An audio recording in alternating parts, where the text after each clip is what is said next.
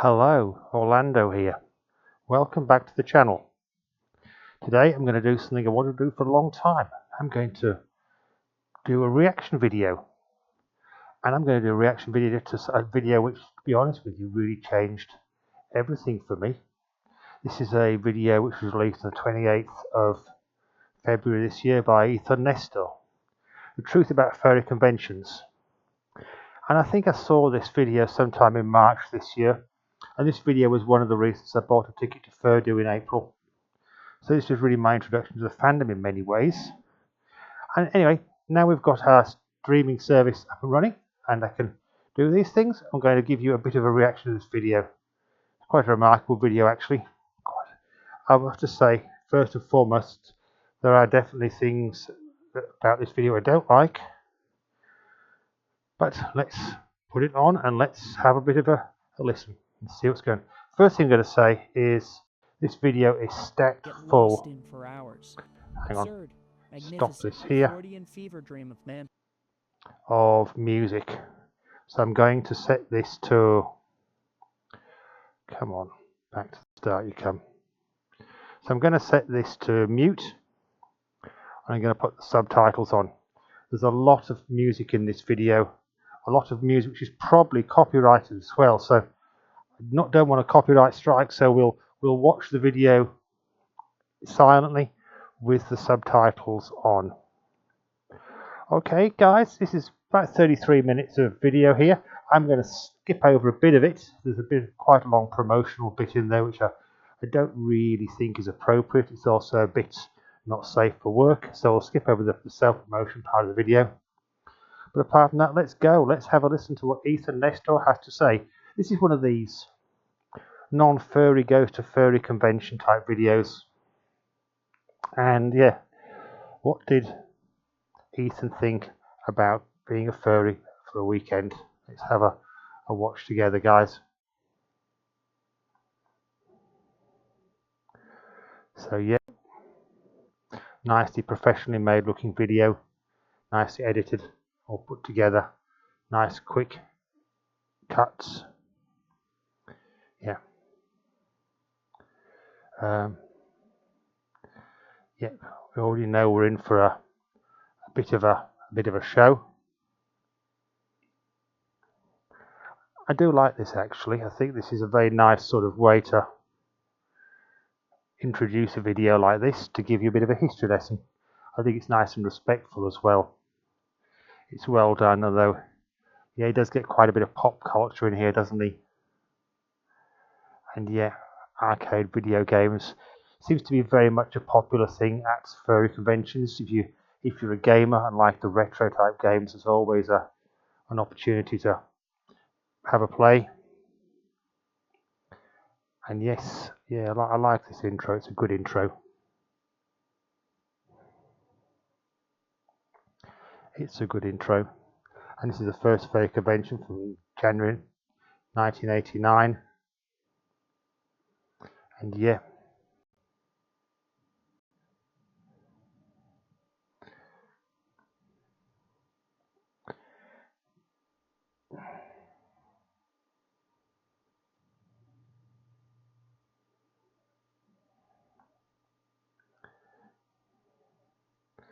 Yeah, you can tell it's a well-made video. It's sort of, yeah, it just smacks of some work has gone into this. This has been done properly. Anyway, now at this point, I'm going to stop the video for a minute. I'm going to fast forward because he's got about 3.5 minutes of promotion, and it is a little bit not safe for work as well. So we'll skip over this bit and we'll restart about here.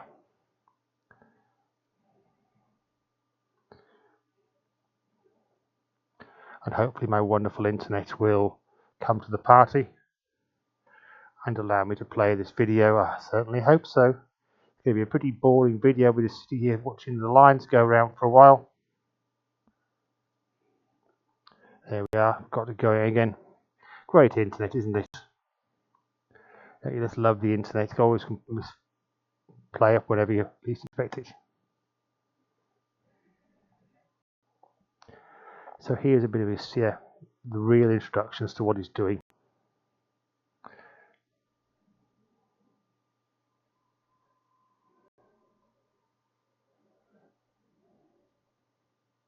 Yeah, weirdness. I think that's important. I think weirdness is something that a lot of people feel towards the furry community, and I don't think that's necessarily a bad thing, as we'll learn later in this video.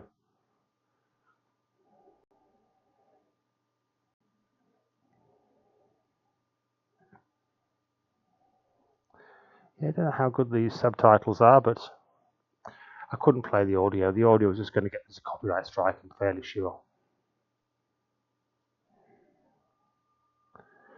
But yeah,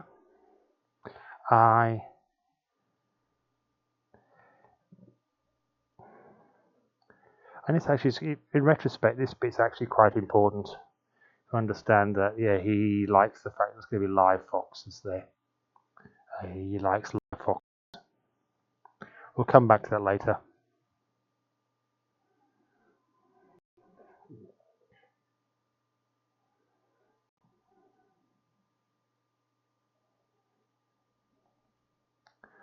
Yeah, so nice bit of set dressing there.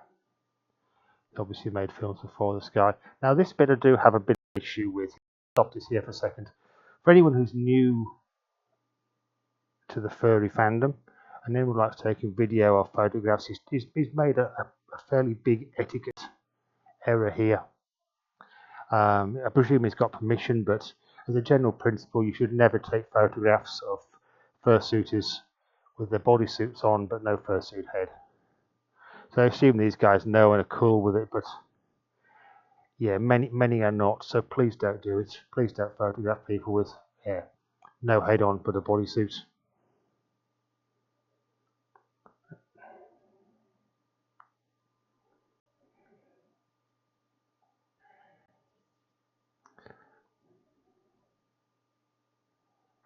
And he uses the premise of finding himself as the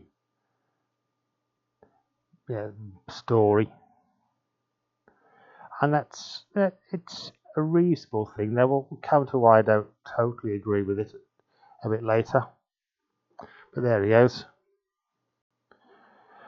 Again, nice editing. A bit of VR chat for you. A bit of VR chat. Not quite going to plan either.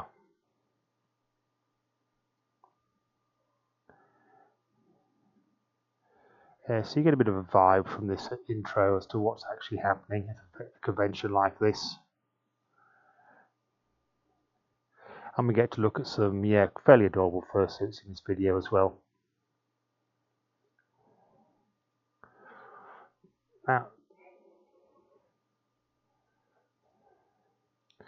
interesting choice of people he interviews, actually, because there's really not many conventional fursuits amongst them. Godzilla here definitely is a conventional fursuit. I assume he's homemade. His mouth certainly looks homemade, dare I say it. He looks like, he doesn't look like a bought fursuit, but it's a bit of an unusual choice. And here we are. We got a gentleman fox. I like this guy. I think he's cool. And you can tell that sort of Ethan likes him as well. Just the first thing he does is basically hugging him. That sort of, has a positive interaction with this person.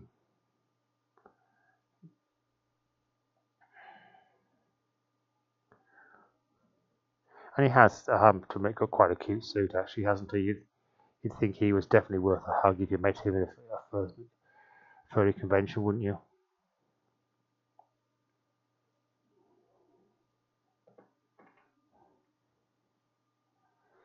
Mm.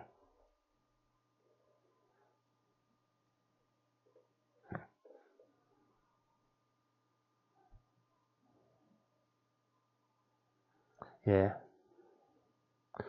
So, regards to what comes later, it sort of gives you a bit of a hint, just if you watch the interaction here, a bit of a hint about what is going on.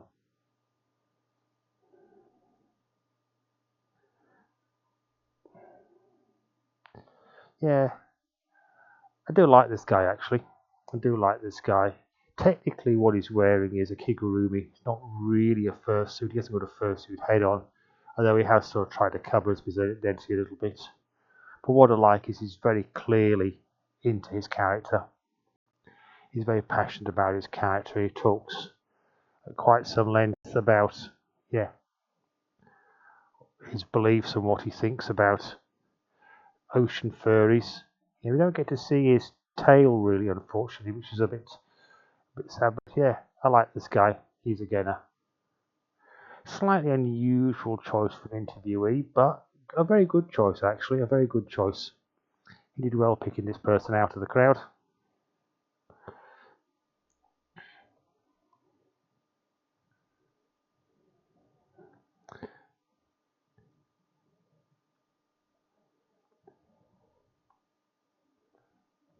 Yeah, here he is. So again, I do like the way he's quite happy to speak up for the things he believes in. Tidy up after yourself and basically, yeah, leave the world a better place than you found it. That resonates definitely. I think that's a piece of advice that I would give as a general principle of success. You want to leave the place better than you found it, basically, and that's what he says at the end here.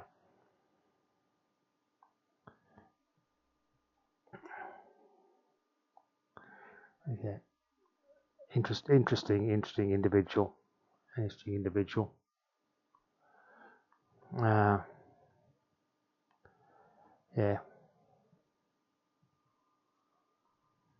And it's nice to get an acknowledgement from him as well. Like, yeah, he likes the message as well, and a shake of paws.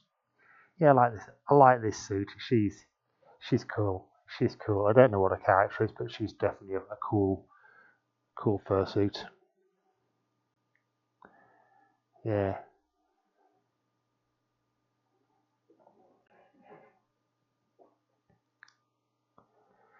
And who have we got next? Oh, we've got Sonic. Yeah, I'm not so sure about this guy. One thing you will find is that most regular fursuit makers will not make trademarked characters as suits. So one of two possibilities exist. Either this guy's made the suit himself, in which case more power to him, or he's bought it from somebody who has a license to produce these suits. But yeah, it sounds like he's been to a lot of cons. It sounds like he's obviously a fairly experienced con goer, and he has got a very, very convincing sort of character. Yeah, I think he's good. You could argue that Sonic is more a cosplay type character, although furries basically like to have their own original characters. There's a bit of crossover definitely in this fandom. Some people do have sort of Pokemon-based characters as their suits, and I suppose there's no reason why we can't have a character that's sort of based on Sonic. But ultimately, I think that's a little bit more cosplay than furry. Yeah, here we are, a couple of run-of-the-mill partial suitors with beautiful suits. Actually, let's face it, these guys look cool, don't they? They look cool. Can't argue with those suits. Here goes to show you don't need a bodysuit to be a furry. I don't have a bodysuit yet. I've got some nice arms. I can show my arms off to the world. Yeah, we can show my arms. Now I don't know what this character is or she is, but she's a deep thinker and somebody who's definitely worthy of respect, deep respect. We'll get back to her a bit later in the video.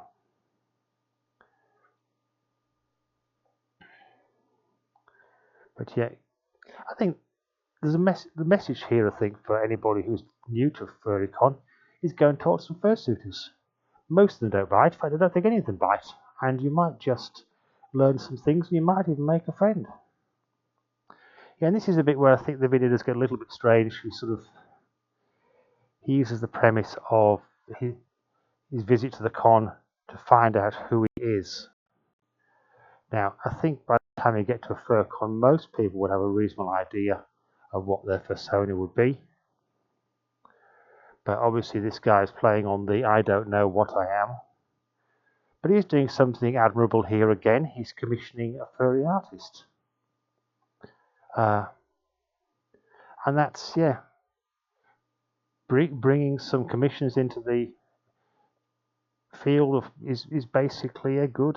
These people, artists like this lady, rely on people turning up and wanting artwork. And my impression is that, yeah, At the moment, times are good, but it's difficult to say it's going to stay good. If there's financial pressure, perhaps the artists suffer as well. But yeah, Ethan is being made into an opossum. And I must admit, he's quite a cute opossum, isn't he? And I can sort of see where they're going there. Yeah, he does have sort of possumish looking features, doesn't he? He does look a little bit like a possum. But as explained, I think there's an underlying trend which runs through this video. And here we have a maid cafe. I don't think we have this at the cons here in Australia, but yeah, again, nice suits, some nice fursuits, and here, well presented. Now, see the consent badges there? Yeah, very useful. Name badges are on the wrong way around, unfortunately, but nice to see the consent badges are clearly labelled there. So again, if you're a newcomer to the scene, you know that you can go and talk to this guy and you should be fine.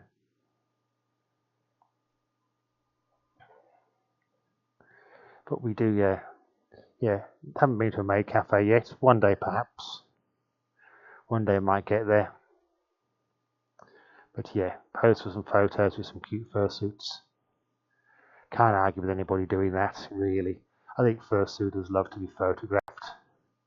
The vast majority of them, yeah, you can ask for a photo. You're not going to be turned down very often. But please do ask. Yeah. Again, a couple of cosplay players.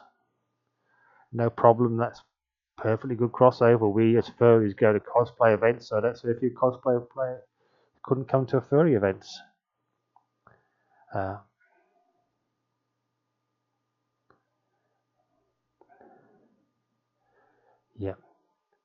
And here we have, dance comp. Yeah, again, some of the bigger cons, the dance competitions are taken very seriously, and you can see why.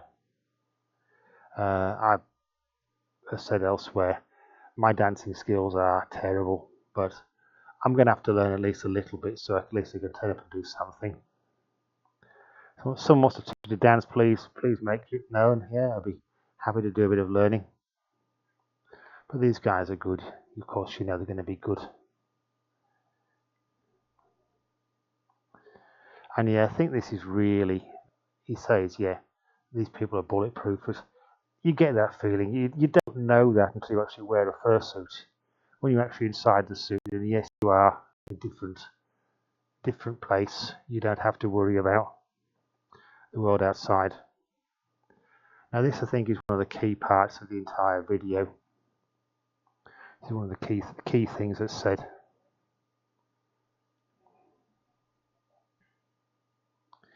And yeah, basically what's said is, yeah, why do we want to change what people think of us? Keep furry weird. And that's exactly right, I think. Not hurting anybody. Probably no need to conform to society's normals if you're not doing any damage to anybody. Yeah, keep it weird. Have fun. Keep it nice and weird. So yeah. And from there he goes and does something which is a little bit brave. Trying on a pair of digigrade partial feet. Probably picked the most outlandish ones he could find just to show off a bit. I do like the person selling them. She comes across as being very genuine and honest, and obviously got a pretty good business there, I would say. In this day and age, yeah, buying partials is definitely a very good thing. I'm doing it myself. I've commissioned a fursuit head, and I've also commissioned fursuit tail and feet and hand paws from a different maker. So yeah, no reason you can't build your suit up bit by bit. In fact, many of my friends have suits that are pieced together just bit by bit. But yeah, I imagine walking around in these all day would be quite hard work. Yeah, I can see this being a slightly challenging thing to do, particularly as I'm getting a bit older and a few of my joints are starting to wear out a little bit. Be very careful not to trip over your own feet there, I think. Very careful not to trip over your own feet. And yeah, Nice clip-on ears, bit of flair there. That's good. You've got a name badge on, so obviously she's a suitor as well. But yeah, I wouldn't like to put those in my washing machine. I don't know what would come out at the end, to be honest with you. Dread to think. I'd be hand washing theirs. I think it was me. But let's see him walk around in his feet.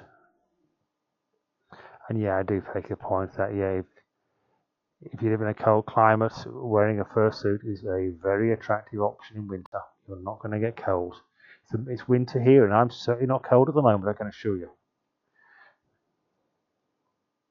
Yeah, I see how you've got to swing your hips to get past your legs there. Yeah, he walks pretty well, actually. He looks like he's walked on a catwalk before, doesn't he? He looks like he's modelled something in the past. Yeah, nice bit of presence. Yep. And here we get to the bits there. Yeah, the rubber hits the road, so to speak, here. The rubber hits the road. When I first saw this sometime in March this year, the thought that went through my brain at the time was, I'm insanely jealous. I would love to do that. Was the thought that was crossing my mind. I would love to walk around a con in a fursuit, even if it wasn't my fursuit. But yeah, the sound effects on this bit. Actually, you need to play this back with sound because there's obviously some sound effects being added there. But yeah. But what I didn't realise at the time, and I do realise now, is he's actually quite onto this. Because he recognises fairly early, this isn't his character. This is not his suit. This is not who he is. Yeah, it's fun. It's fun walking around a con in a fursuit, of any fursuit. But really, it's just a mask, it's a disguise. And it's not his character. But having said that, he seems like he's having a good time. He looks a bit like not quite got the body language going just yet, but it's obviously a good time with some photos with some other people around there. Yeah, it looks. But first time I saw this, was say back in March, I thought, oh yeah, you lucky so. I wish that was me. And I must admit, I still haven't walked around a major con in a fursuit. Although that's going to change, I believe, in the near future. I'm going to walk around at least 1 or 2 cons in this guy. And hopefully it's going to be a lot of fun. Yeah, James is nice. It's good to lend a suit out. James is a big YouTuber. He really is got a big channel. So yeah, I think it's good to do a favour for a friend, and lending him a fursuit is a fairly big favour. And it certainly adds to the enjoyment of this video for me, watching somebody else trying it for the first time. At this point, I'd actually say to you, this just brings us back to the definition of what is a furry. What is a furry? If we think what Ethan's now done, he's gone to a furry con. He's commissioned artwork. He's worn a fursuit and walked around the con. In a minute, he's going to actually wear some suit of his own. Does that make him a furry? I guess the answer is no, because he doesn't identify as being one. But it's an interesting point. This guy does everything you would expect the typical furry to do, but yet he isn't one himself. So if you want to be a furry, all you have to do is basically think that you are a furry. Now, what sort of dog? There's a dog there. I think I've got a dog around my ankle, but that's okay. There's a dog down there. Now this is funny. Actually, this is quite funny. So he's bought himself a nice husky tail here, a very attractive tail, but he's made a mistake which clearly sets him apart as a non-furry, because if you look carefully, he's got his tail on upside down. The husky tail should curve upwards, not downwards like that. So yeah, he's clearly got a little bit of learning to do when it comes to wearing a fursuit tail, at the very least. Yep, and there we are. Now he's walking around the deals then again. About to commission some more artwork. Looking to see who he is. Yeah. And I think this is good. I think this is generally good if you're there commissioning things as a cameraman. It's obviously you tell this was not going to be a solo effort like this is.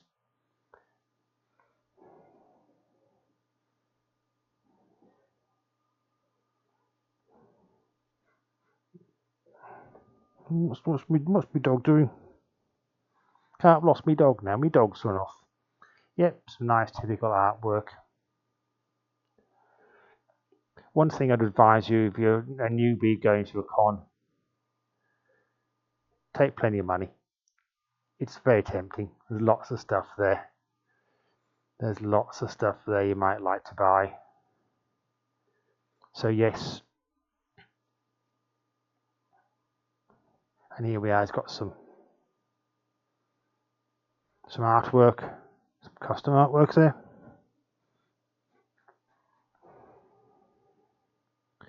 Yeah. And the Viper. Again, still got his tail and upside down. I think towards the end he actually fixes that. But he's still got his tail and upside down. Yeah. 18 plus. Here in Australia, all cons are 18 plus. Sad to say, if you're underage, then you can't go to a con. That's because we've got just some of the strictest working with children rules in the world. It just simply is not viable for the local cons to have under 18. So the 18 plus stuff is usually mixed in a little bit, but usually covered up so you can't accidentally see it. And it's true what he says, yeah. When you look at something, you might not be able to see yourself in it exactly. See a fractured image. Yeah, it's an interesting point, an interesting way of describing it.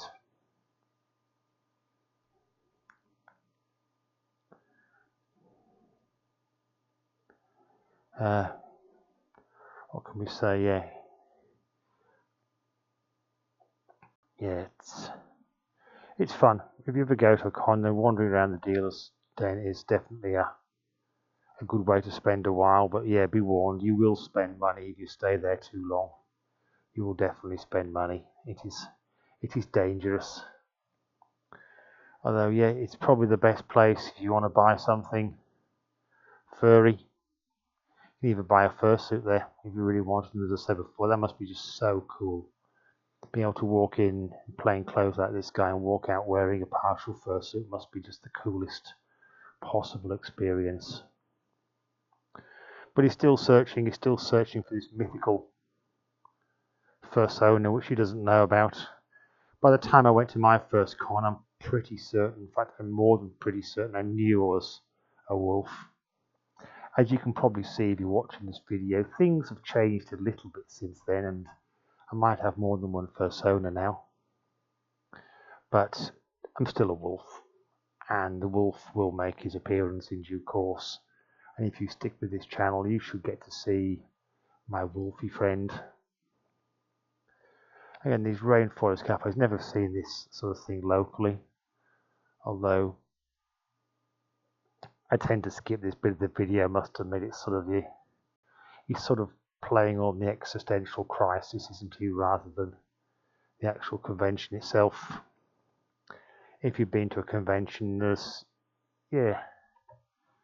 probably the vast majority of attendees are not going to be a crisis like this, wondering who they are or what's going on around them.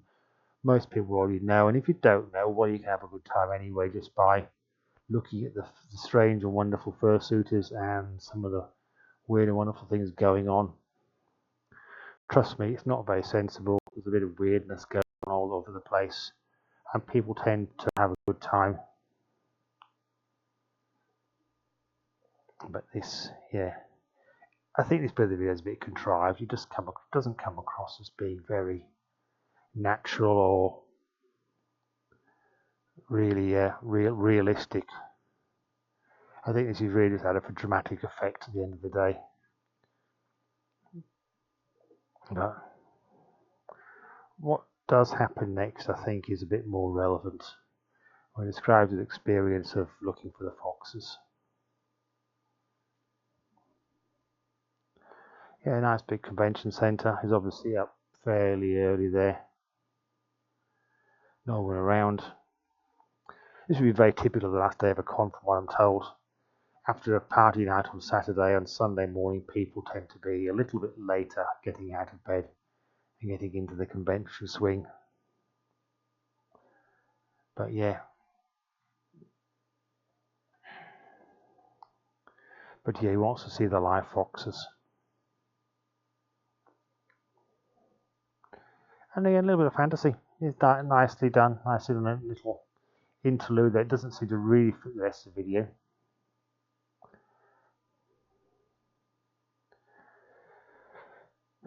Big deal going to a con if you're a major YouTuber. You need 3 people to go with you. Yeah, it looks like a big production.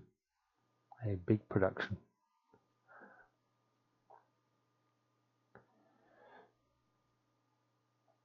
And as he explains, yeah,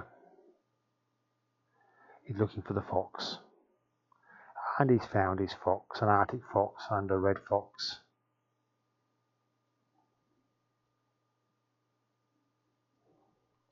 And I think this is really the key. This purchase, this is the bit where it all comes together.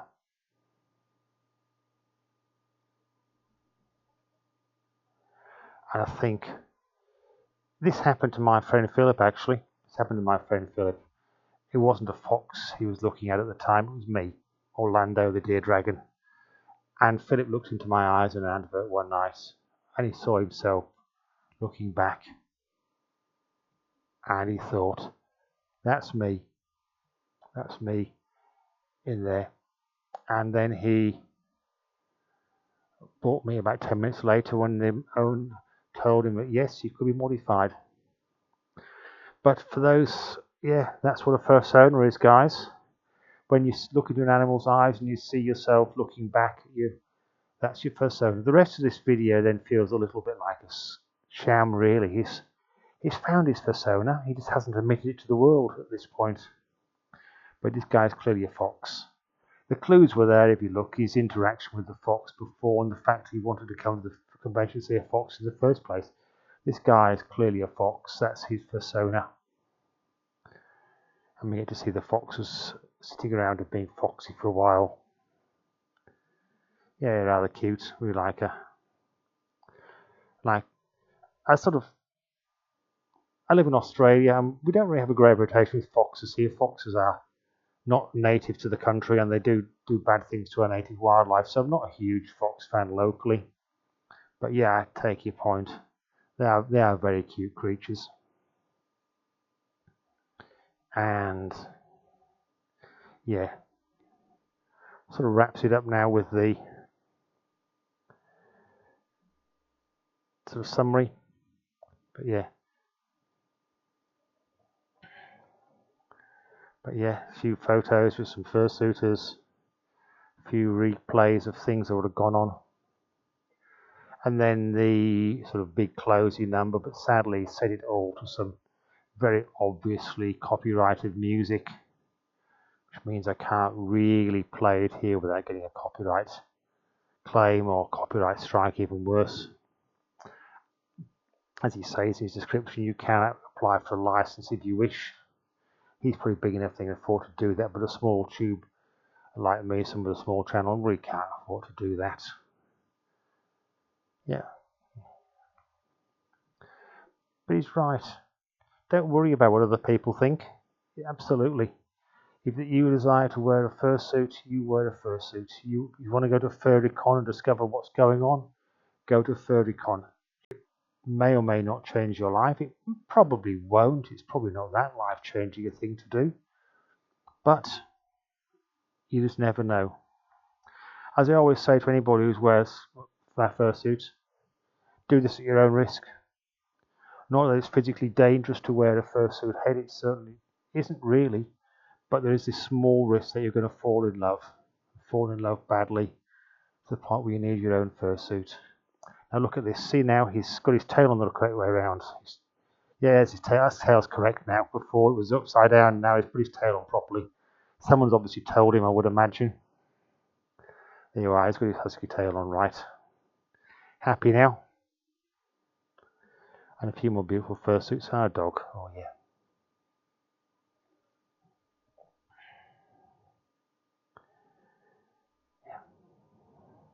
And there we are, that's the end of the video.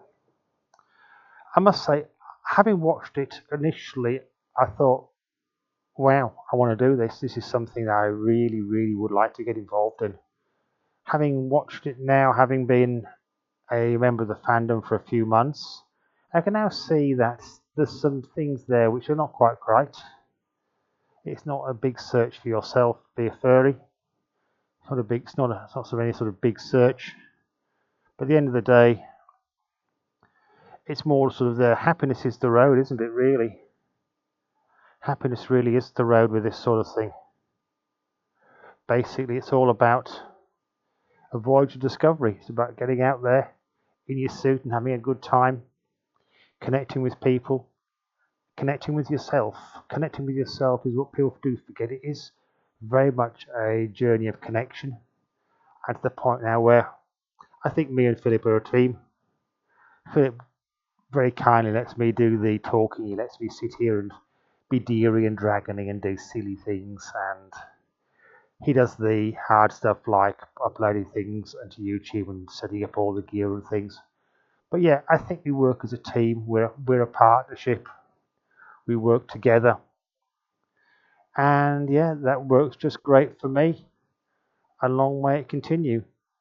But I say thank you to Ethan Nestor for making that. It was it was a life-changing video. I've had to say the videos on YouTube I've watched that have changed my life. This one would definitely be up there. He's got some flaws in his video. There's a few things I don't like. But yeah, if you've never been to a furry convention and you've got this far through this reaction video, I guess the only thing left to do is buy a ticket. Buy a ticket and go to the next level. Go and talk to some fursuiters yourself. Go and walk around a dealer's den and go see which way life treats you from there. You never know where you're going to end up in this world. You might as well enjoy the journey while you get there. Alright, that's all I've got for you today, guys. Thank you for sitting with me and listening for such a long time. I really do appreciate that. Have a great day. Keep it all nice and weird. Weird as you can. Weird as you like. And I'll see you on the next one. Bye.